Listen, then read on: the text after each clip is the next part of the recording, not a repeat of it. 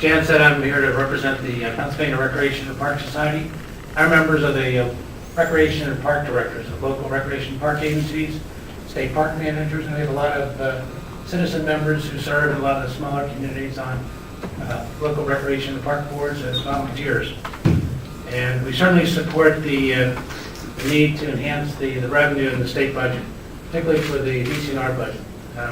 Earlier this year, we heard a lot about the state parks, whether the state parks should be open or closed, and we were really, in all the budget proposals, short of what we needed. We needed about $61 million. Probably the best proposal out there has about $58 million. So even if all the parks stay open, they're probably not going to be managed at the optimum level. So we need to continue to try to provide those resources. We think that the severance tax would help to fill that gap and allow us to make sure that the parks are open and also operating at a really efficient level.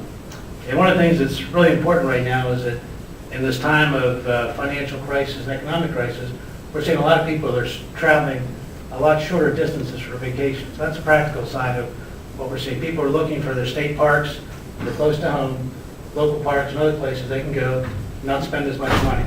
That's what the state parks were designed for. So in this time of economic crisis, probably the last time we want to close parks. Well, the people to get out there. I was up in Bald Eagle State Forest and happened to stop at RV Winter State Park. It's up by Lewis Park, really tiny park in the middle of rural Pennsylvania. And the park was packed. So the beach was full, people were out there, and really high attendance. I also happened to observe a family. It was a father and mom was there, but their two young daughters, they were just fishing. So they're able to teach these young kids a little bit about angling. They're having a great time, and I just thought this is the real reason we ought to keep the state parks open. DCNR also, if they have to keep the parks open and reduce other budget areas, will impact some of the other good programs that they have underway. They do a lot with trails. I think they probably use the trail around the Capitol Greenbelt, and also trails like the York County Heritage Trail. So those are things we like to keep up and going so people can use them right now. It helps to, particularly if they're stressed, if they happen to be having trouble making bills and need to get out and get away. These are the places they need to be able to utilize, and hopefully they'll be funded properly and in place. Other programs that DCNR does that I think are notable, PA Wilds. How many people have taken a chance to go up to Pennsylvania Wilds and observe the elk?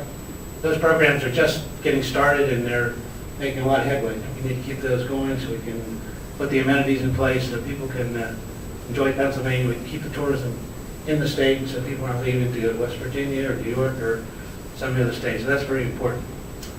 And finally, I thought I'd mention, since we're talking about the drilling for the Marcellus Shale, and whether or not the companies can afford to do that. If you happen to stay up late sometimes, we're watching programs like National Geographic Channel. I watched that the other night, and there was an example of a big company that was down in Texas. They were drilling for natural gas in the Gulf of Mexico.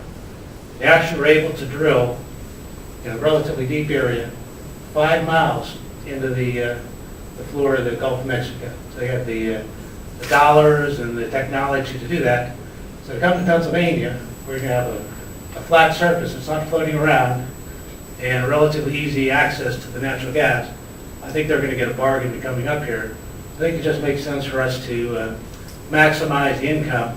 We're going to get back on the extraction of our resource, which is not renewable. So once it's gone, it's gone. So we should make sure we take those dollars and reinvest like we've done in the past. So that's it. Thanks.